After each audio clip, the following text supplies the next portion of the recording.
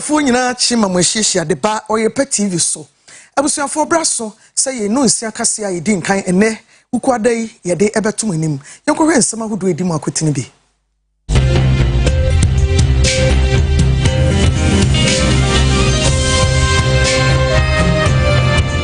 Mampani adodankwa kufuado akasa afa National Cathedral esie ho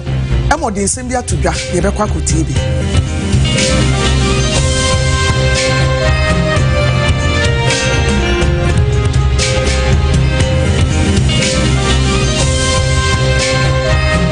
Sadi ebetimi aboa matemoni atenkyere ne wonsam akoyi omayi mu nti Judicial Council no akeka won ho edi ADR enhyehyɛ aba sɛ yɛhwɛ no nso asamba anye ne nyina na ebetimi de akɔkɔ te yensiesie bi nso ofi.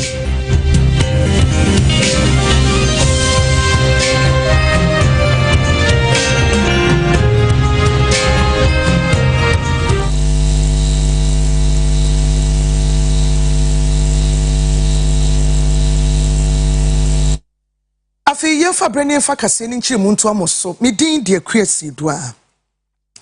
Ghana mampani His Excellency na adodankwa kufuado akasa na ode adesere ato Kristofo e wo Ghana bibiman mu ene wiase nyina se enhyehyɛ anaban yi de aba ese obesi National Cathedral na wo mse wiase aye dede na so yanyintum se de betimi aye na ede enfaso pa bebre oman no sikasemu edaache. Mampani di nsemi to dwabra Episcopal Conference of Africa in Madagascar obi ano ewo Christ the King ewo nkran. The National Cathedral in Washington, D.C. took 83 years to complete. It took 150 years to build St. Peter's Basilica in Rome. And it took 182 years to finish the Notre Dame Cathedral in Paris. Indeed, the reigning medieval monarchs of the time made significant contributions towards the construction of Notre Dame in Paris. And in the case of the Basilica, construction began and was completed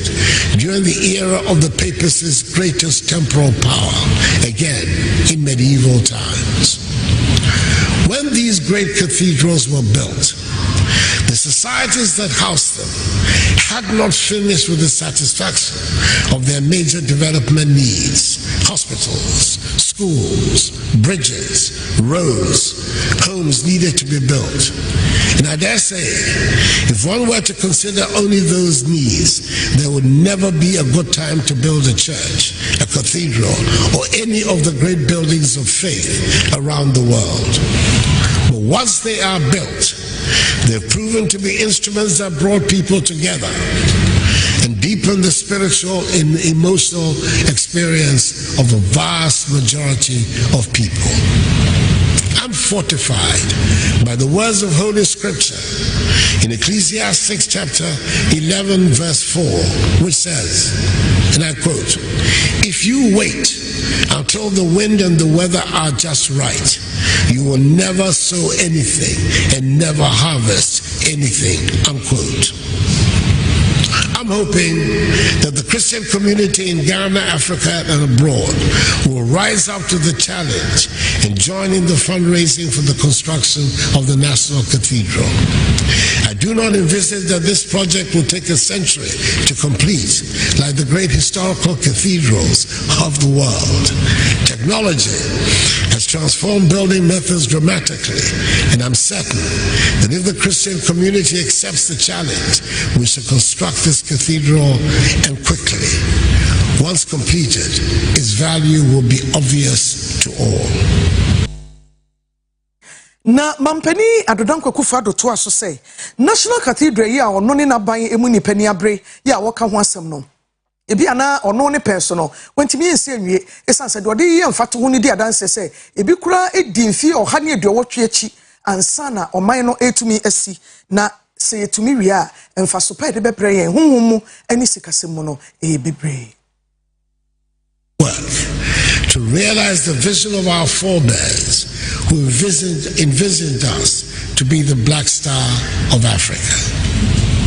COVID-19 has devastated our economies, which has been exacerbated by the aftermath of the Russian invasion of Ukraine. No country on earth has been spared It's our collective thanksgiving to the Almighty for the blessings He has bestowed on us, on our nation, sparing us the ravages of civil war that have bedeviled the histories of virtually all our neighbors and the outbreak of mass epidemics. Just as building the Temple of Solomon was an epoch-making event not only in Israel, but also in the whole world, we believe the building of the National Cathedral is an epochal event not only in Ghana, but also in the rest of Africa. Thus, although the National Cathedral was envisaged for Ghana, we have included elements to make it relevant to the African Church. Yetwa ensemno eswa Judicial Council of Ghana akasa de adestrato manfo nyina nim se asamba enye ni nyina na ya na yeswa ye de court na emomu obibi a yato din Alternative Dispute Resolution ADR ya no no yetimi sinkonwa wo fie na empanimfo esiesie asem ye ma ye ne kono ne so amanso twi bebre no ni nyina eso bete na omocha Justice Kwesi eni yeboa ya wo Chief Justice o man Ghana mu obone homode papa said be ya atemoni atentrene adwuma ebetumi akoyie na enum mpo no cases bebro empemaduo no nkono na yedi a anko court na nso asomdwaba ebusuani efia hodo.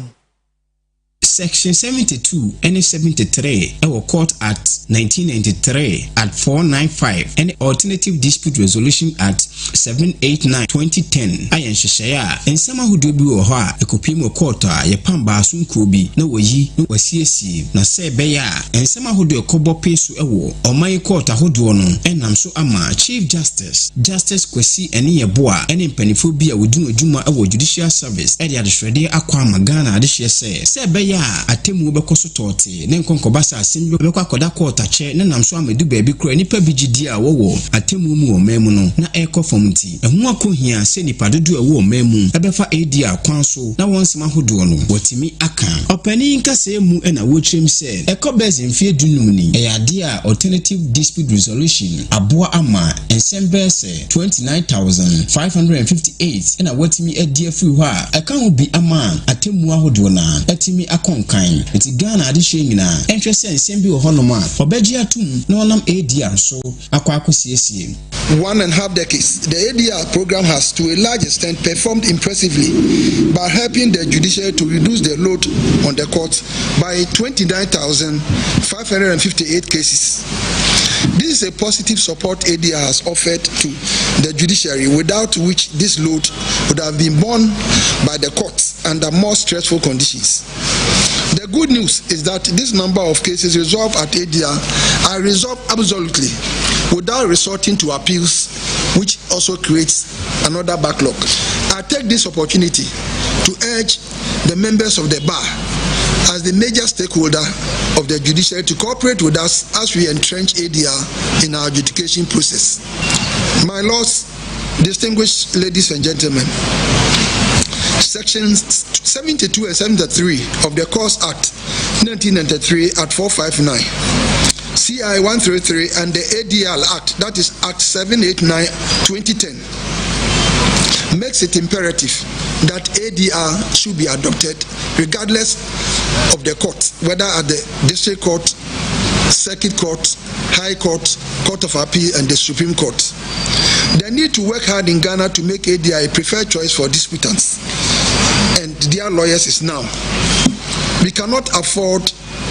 to postpone it indefinitely. Justice Aaron Charidilabi and a judge or that ADR known. Ma menka se mu eto asuchem se. Eyade na so na tete mediators base 635 watch omodi mama court base 131 ewo memu. Se omo ase be ya onam ADR so ebesisi ensem ahodo na. How do I assess the ADR? A court at any stage of the proceedings can refer a matter to the ADR, and any of the parties can also request for ADR during the trial. With the process being optional,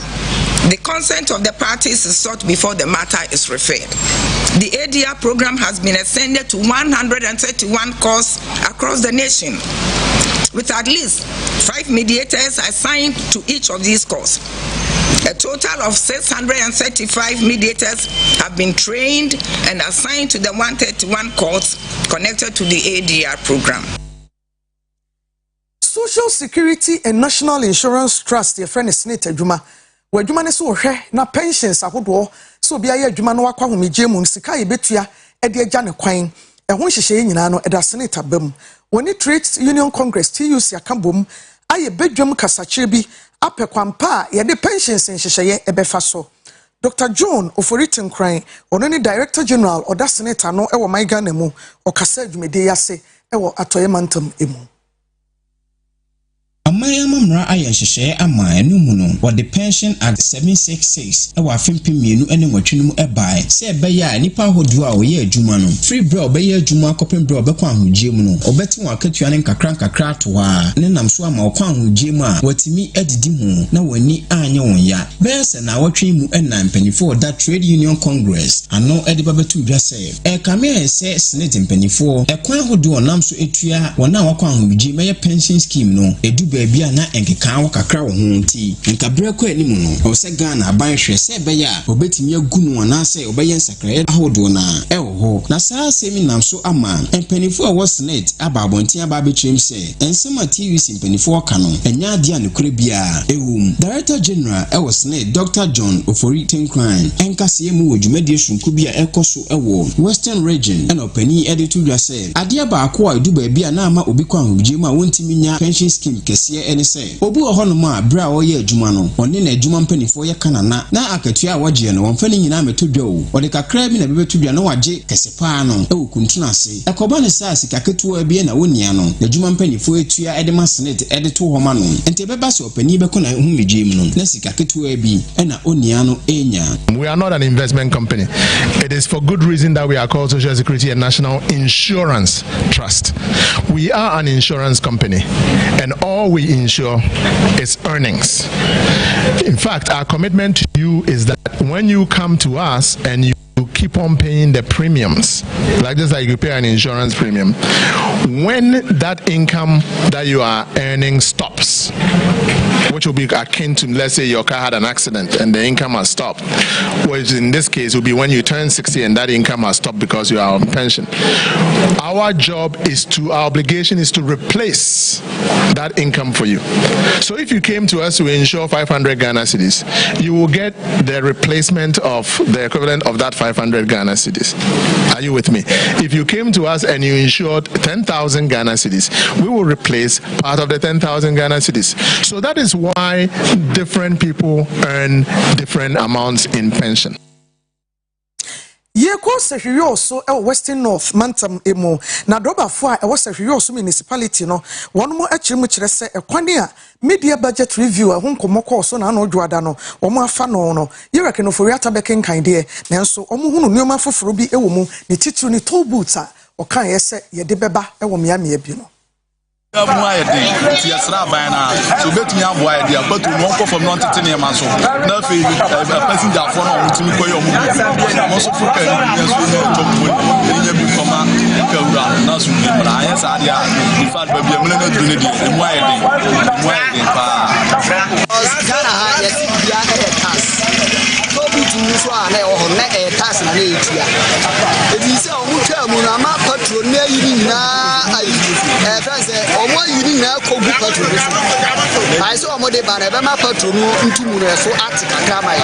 me nkwampo dia ankasa income tax no kra dra for echa akomu sampa bla me de pa na in fact ebra na to gutu no ho se na patro consumption na na e form akra mu chicha sa to gutu no ama patro awezi akoso ama omani mo den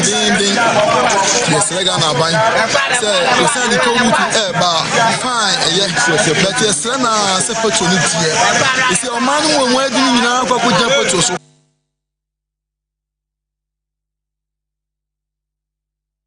Yeda so jinamo Western North Mantam na mu ne ye ko sehwe oso constituency ewo MPP edin emu kane constituency chairman na ni dindi owura Condes Beidu wakasa de nsem bia to dwa se MPP for eka breaking the 8 asem na ewo mani so mpese omo ya ene esese ne ebe ya ebe ma ekuoma any Ghana for MPP who are kono amoma to abade ama wo mo no wo mo enye se ne de friend voter apathy no be ni nyina e de free ho because President Mahama obi enjoy it so obi enjoy it wo share the policies are the analysis do buy we say school line issue hospitals electricity nina a national policy our am look as a crown where president with my but policy being our caso be pretty abano and the good governance we should MPP ni and this year just you cannot compare the NDC to the MPP and no bit means why because no share am of your focus on two abama means on your confidence you Fuma jina siketi jombo no kwa yedi apati no pa amofu pise o se change ba wo hwe from 169 ade number 137 na enu amwa enu ka hono ma nya se ti nsi go bi ti se ye fu bi ti se amasi anu ye anti o ti na di seat afi e fen ba jama sam ye se promise ma no ko e ku fen pa fuma laba enu na apati no so afrat no ni na ka bu na so ko ba se ye ma we nko e ma we nko no busu enu apati no yes, secretary here, also open to all the aspirants. We open for the Tibian, the Richmond Manama Cross, 8 years. So, the Combas to Kisha there, a hand. Let's learn this is led by Thomas Timothy. See a moment to Kisai. Will be obeying Tibia, so pay for us. Only open, they should be free, fair, and to all the aspirants. You be one no bia no ni na ye kan pia mani pa no o me san kwa dia o betima aduma na biki yeda so e ka Ghana nsam na ye fi ho a ye ko eye oti mantamu na kotokoli hima ya owo oti zongo communities ahodo nyina wona hwe so won kwanta municipality mu eye Hajia Abiba Fusaini ni samo de atodwa wode e kire abatan a wo zongo ahodo ne se ni nipa bi adwene ye wo mo ene se sebe mofra ye tete wo mo zongo no Omo etai eha dwene ana bibi etesa na so ntisa nipa ne bebre no afri zongo mu a ene nyame ehira wo ma wanya baabi asie ti abatan ma wani nko wo ma ho na wonye mpanimpa daache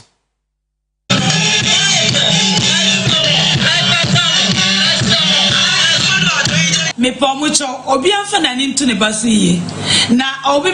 kojo be kwa ya ade na yesi esaka na ye ajuwa be kwa ya ade na yesi fatina ye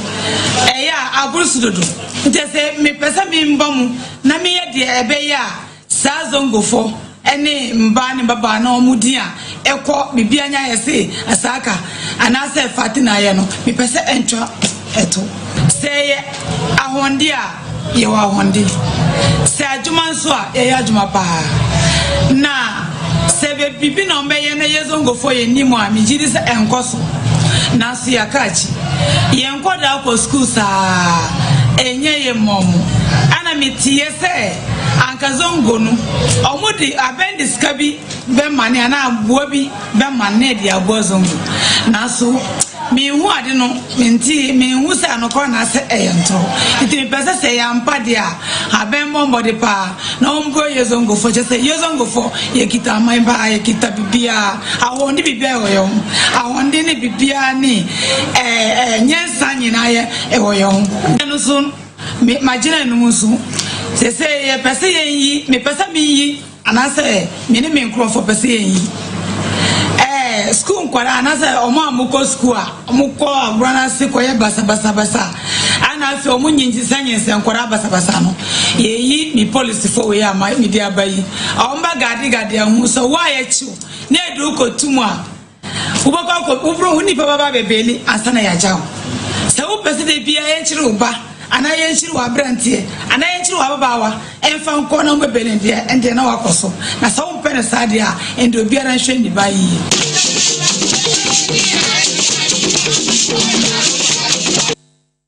Yejina Hajia Abiba ensensemi so na yede anopei obiti kase a edi nkan ene dan no yede mu asi ha afi na dwumadi na nkasa ebefi ase ye kopon kase na meni kwesi Paker Willson yede mu afam kosise no nkro ne fa ebebo midi de Akua Asieduaa yede mu nyina ase mamumu ene hwe